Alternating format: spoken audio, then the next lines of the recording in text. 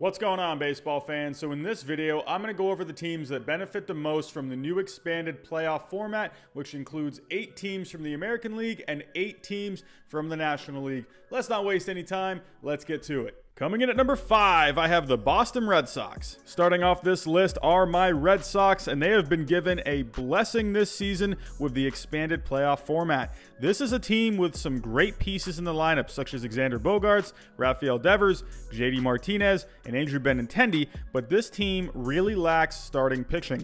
With Chris Sale out for the year, David Price being traded away in the Mookie Betts deal, as well as Eduardo Rodriguez on the inactive list for COVID-19, this starting pitching is almost non-existent.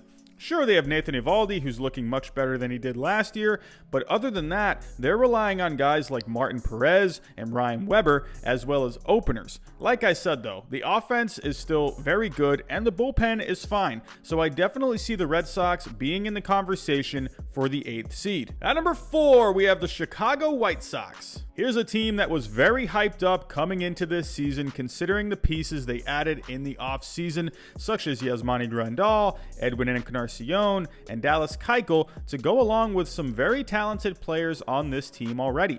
Where they do lack, though, is starting pitching depth behind Lucas Giolito and Dallas Keuchel, the bullpen, and defense. The offense, though, with guys I previously mentioned, as well as Yohan Moncada, Eloy Jimenez, and Uber prospect Luis Robert, should do enough to put the White Sox into the mix, and in my opinion, should be in the conversation for at least the 8th seed. At number 3, I have the Cleveland Indians and the Tampa Bay Rays. In my playoff predictions, I had the Indians barely getting the second wildcard spot over the Rays. They're both very good teams that have the talent needed for a playoff run, but it was very difficult seeing both of them getting into the playoffs in such a competitive American League.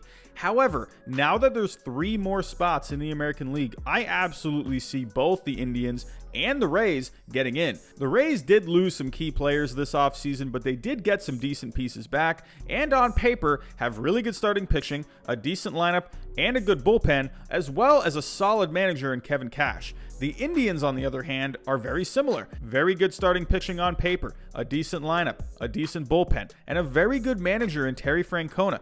These two teams are so evenly matched in my opinion, and I'm happy these two teams will get the opportunity to make some noise in the postseason, and both of them should absolutely get in this year. At number 2, I have the Chicago Cubs. I think a lot of people have been sleeping on the Cubs, mainly due to how they played in the second half last season, as well as the Reds having a really good offseason.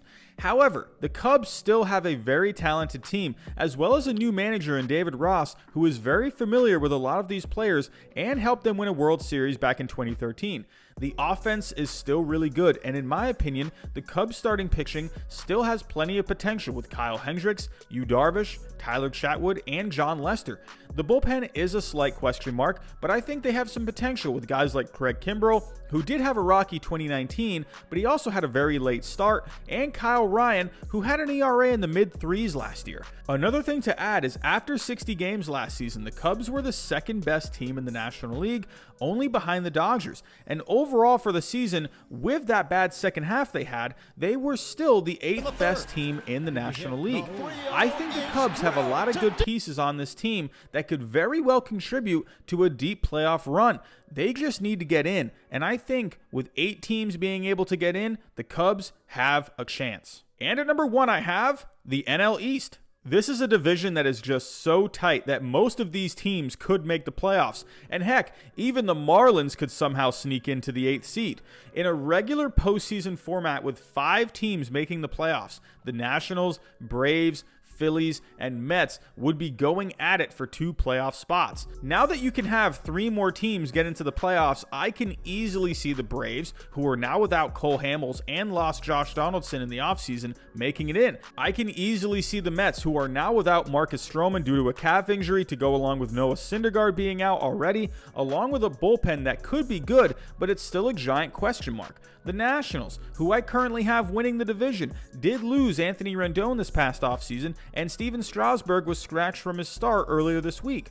Then there's the Phillies, who I did have winning a wild card in my predictions, but at the end of the day, besides a very good offense, they are mostly top heavy with starting pitching, and the bullpen is a bit suspect. Then there's the Marlins, who really should finish in last, and they basically lost half of their roster due to a COVID outbreak, could somehow, maybe some way, sneak in to the last seed in the playoffs. Overall, this division is just so tight that a playoff opportunity in a normal world would be tough to come by, but now with more spots, it's just wide open for the National League East. So those are the teams that I think benefit the most from the expanded playoff format. Tell me down below in the comments, which teams do you think benefit the most and which teams can you see getting into the playoffs now?